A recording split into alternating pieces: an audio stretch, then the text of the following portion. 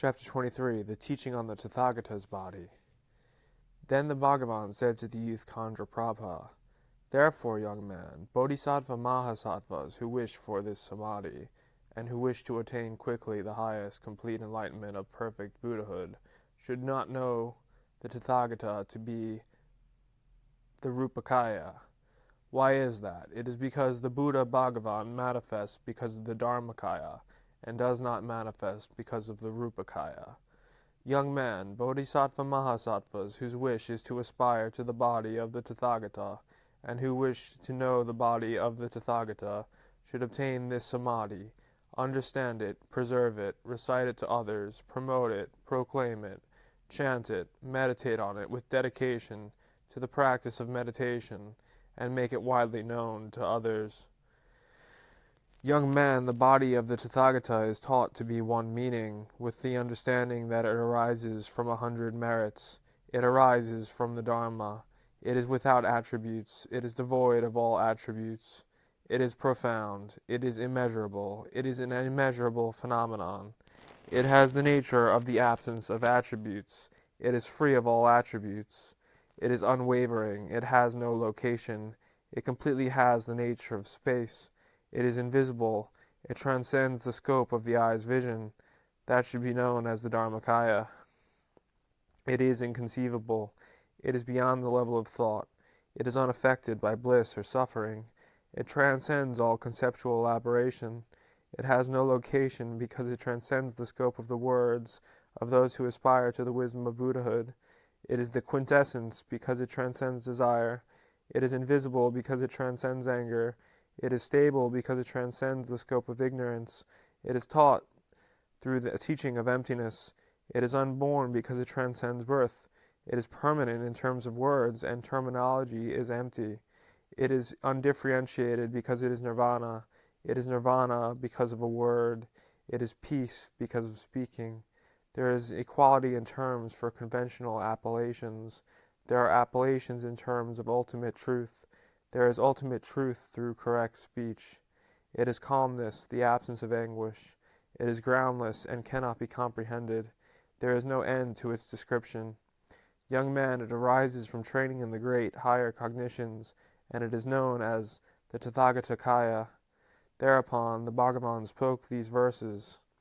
Someone who wishes to know this body of the Lord of the world should meditate on this samadhi, and then they will know the Buddha's body. A Buddha's body is born from merit. It is pure and it is brilliant. It is the same as space. There is no difference between them. The characteristics of a Buddha are the same as those of enlightenment. The characteristics of the body are the same as those characteristics. The body has enlightenment's characteristics, and a Buddha realm has the same. The strengths, liberations, and dhyanas are all also a single characteristic. That is the nature of the emergence of the Buddhas, of the Lord of worlds. There is no being who with physical eyes is able to see their bodies. There are many who declare, "I have seen the guide of the world. He is the color of gold in his body, illuminates the entire world." This body that is seen, beautified by characteristics, is a manifestation through the power of the blessing of the Buddhas. The Buddha's body is displayed as having a height and a width, but that body cannot be measured, and therefore it is inconceivable. If the Buddha's body could be measured and found to be of a certain size, then the teacher would be the same as a deva or a human. That characteristic is the ripening of a mind in meditation. There will be pure, radiant names in form that have that characteristic. There is no being whatsoever who has meditated on this samadhi of peace. It is in that way that the Lord of the world has practiced for millions of aeons. I have developed this samadhi through a multitude of good qualities. Because of the vastness of that samadhi, my body cannot be seen. As is someone's mind, so are their names and form. The mind that has no nature of its own has names and form with that characteristic. Those who have a gross perception of names and form, their inharmonious perception gives rise to a mind that is gross. Those who have a subtle perception, with their names and form, will have a mind that is radiant, and without attachment to names and form. I remember that in my previous lives, during 7 countless aeons, the 3 bad perceptions never arose in me at any time. My mind has been undefiled. For countless millions of aeons, I bring benefit to beings, and my body is not visible. The one whose mind is liberated from existence will never again be connected with existence. My consciousness is liberated completely from all things. I know the nature of the mind, so that henceforth wisdom will arise. My emanations proceed to thousands of millions of realms. There they benefit beings, though there is no body to be found. Without characteristics, without attributes, it is the same as space. My body is indescribable. It is taught to be difficult to understand. The Dharmakaya, the great hero, is a body born from the Dharma. The Jina cannot be made known by means of the Rupakaya. Mara will find no opportunity to cause harm to the one who has felt joy on hearing these words that have been taught. Those who have heard the profound Dharma and have not been frightened by it will not, even for the sake of their lives, forsake the enlightenment of Buddhahood. They will know the truth that is taught in thousands of millions of sutras. They will be a light for the world, wherever it is that they will go. Young man, the body of the Tathagata is not easily known through attributes or actions. It is blue, or is colored blue, or is like blue, or shines with blue light.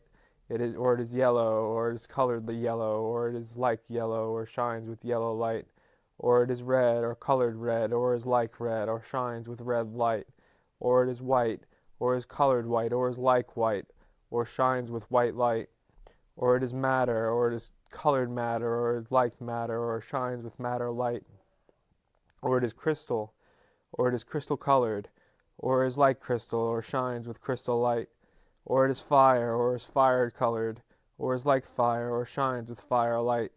Or it is distilled ghee, or is ghee colored, or is like ghee, or shines with ghee colored light. Or is gold, or is gold colored, or like gold, or shines with golden light.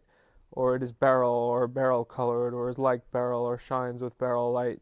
Or it is lightning, or it is lightning colored, or is like lightning, or shines with lightning's light. Or it is Brahma, or it is Brahma colored, or is like Brahma, or shines with Brahma's light.